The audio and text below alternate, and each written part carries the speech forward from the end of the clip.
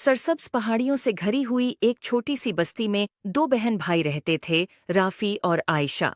राफी, बड़ा भाई, अपनी चालाकी के लिए मशहूर था, मगर वो अक्सर अपनी चालाकी को शरारतों के लिए इस्तेमाल करता था।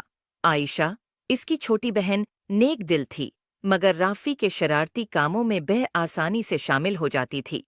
एक दिन दोपहर के वक्त, जब वो अपने घर के बाग में खेल रहे थे, इन्हें एक पुराना, धूल से भरा हुआ संदूक मिला। संदूक के अंदर उन्हें एक चमकदार लकड़ी की छुड़ी मिली जिस पर प्रासरार नक्श व नुगार बने हुए थे। तजस्सुस से भरे हुए वो छुड़ी को अपनी दादी जहरा के पास ले गए। दादी जहरा की आंखें छुड़ी को देखकर पहचान से चमक उठीं। मेरे प्यारे बच्चों, ये एक जादुई छुड़ी है, उन्होंने वजाहत की। ये ख्वाहिशात पूरी कर सकती है, मगर याद रखो, इसे अक्लमंदी और नेकी के साथ इस्तेमाल करना चाहिए। अगर उसे खुद गर्जी या बेवकूफ़ी से इस्तेमाल किया गया तो ये मुश्किलात पैदा कर सकती है। जो दादी जहरा की वार्निंग को नज़रअंदाज करते हुए राफी ने फौरन एक बड़ी मिठाई के ढेर की ख्वाहिश की। अचानक कमरा मिठाइयों, चॉकलेट्स और केकस से भर गया। आयशा खुशी से चला उठी, मगर जल्द ही उन्हें एहसास हुआ कि मिठाइयाँ इतनी ज्यादा हैं कि वो खा नहीं सकते, और पूरा घर एक चपचपी जिंदगी में बदल गया। जिंदगी की परवाह किए बगैर राफी ने दूसरी ख्वाहिश की। इस बार इसने एक सुनहरी साइकिल की ख्वाहिश की। एक चमकदार सुनहरी साइकिल जाहिर हुई, मगर ये इतनी भारी थी कि चलाने में मुश्किल थी, और जैसे ही राफी ने उसे चलाने की कोशिश की, वो टूट गई। मायूस होकर इसने एक के बाद एक ख्वाहिश करना जारी रखा। हर एक ख्वाहिश का नतीजा किसी न किसी मुसीबत में निकला। आयशा, जो ये सब देख रही थी, इसे दादी जहरा की बातें याद आईं। इसने नरमी से राफी से छुड़ी ले ली और कहा, चलो इसे अक्लमंदी से इस्तेमाल करने की कोशिश करें। राफी, शायद हमें ऐसी चीज की ख्वाहिश करनी चाहिए जो दूसरों की मदद करे। राफी ने हचकचाते हुए इत्तेफाक किया। आयशा ने अपनी आंखें बंद कीं और बस्ती के खशक कनवे को ताज़ा, साफ पानी से भरने की ख्वाहिश की। जादुई छुड़ी रोशन हो गई, और जब वो कनवे की तरफ दौड़े तो उन्हें कनवा चमकते हुए पानी से भरा हुआ मिला। देहाती खुशी से झूम उठे और राफी और आयशा का शुक्रिया अदा करने लगे। उन्होंने जो खुशी बस्ती को पहुंचाई, उसको देखकर राफी ने जादुई छुड़ी की हकीकी ताकत को समझा। इसने अपनी पछली बेवकूफ़ियों के लिए आयशा और दादी जहरा से माजरत की। इस दिन के बाद राफी और आयशा ने जादुई छुड़ी को सिर्फ नेक कामों के लिए इस्तेमाल किया, जिससे उनकी बस्ती खुशहाल हो गई। किसी नन्मा अखलाक, इस कहानी से सीखने को मिलता है कि ताकत और वसाइल को अक्लमंदी और नेकी के साथ इस्तेमाल करना चाहिए। खुद गर्जी या बेवकूफ़ाना अमल मुसीबत ला सकते हैं, मगर जब उन्हें दूसरों की मदद के लिए इस्तेमाल किया जाए तो वो खुशी और खुशहाली ला सकफियों के लिए आयशा और दादी जहरा से माजरत की।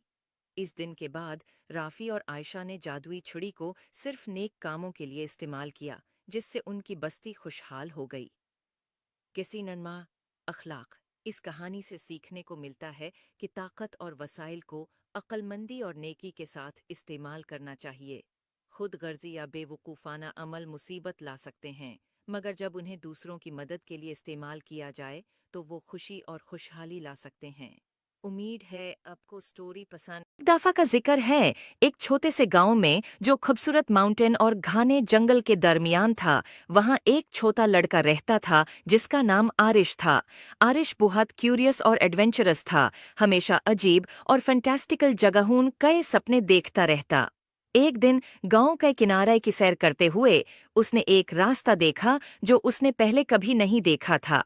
ये रास्ता एक पुराने जादुई घर तक जाता था जो फूलों से ढका हुआ था, और एक गार्डन जो जादू से चमकता था उसके इर्द गिर्द था। आरिश खूफ और जोश से घर की तरफ बढ़ता है। जैसे ही उसने दरवाजे का हैंडल छूने की कोशिश की, वो एक गरम सुनहरी रोशनी से चमक उठा। दरवाजा खुद ब खुद खुल गया, जैसे कि वो उसको बुलाता हो। अंदर घर अजीब और शानदार चीजों से भरा हुआ था।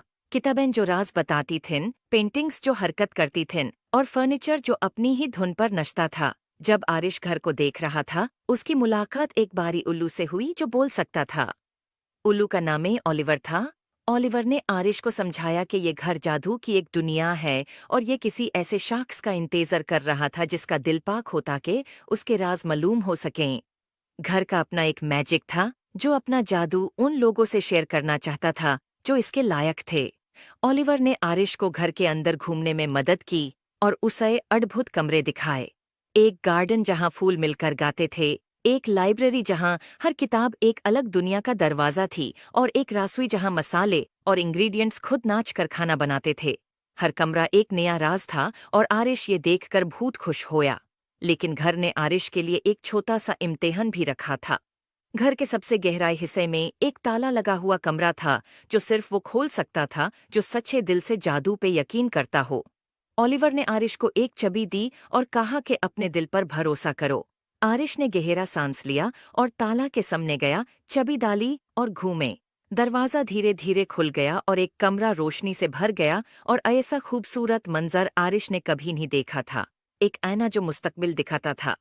इसमें आरिश ने अपने आप को देखा जो बड़ा होके अपने गांव का एक मेहरबान और अक्लमंद लीडर बन गया था, जो अपने गांव में खुशहाली लाता था। उसने महसूस किया कि असली जादू उसके अंदर ही था। आरिश ने ओलिवर और जादू के घर का शुक्रिया अदा किया और वादा किया कि वो अक्सर वापस आएगा। और इस तरह आरिश और जादू का घर सबसे अच्छे दोस्त बन गए, और उनकी दोस्ती ने गांव में सलोन तक जादू और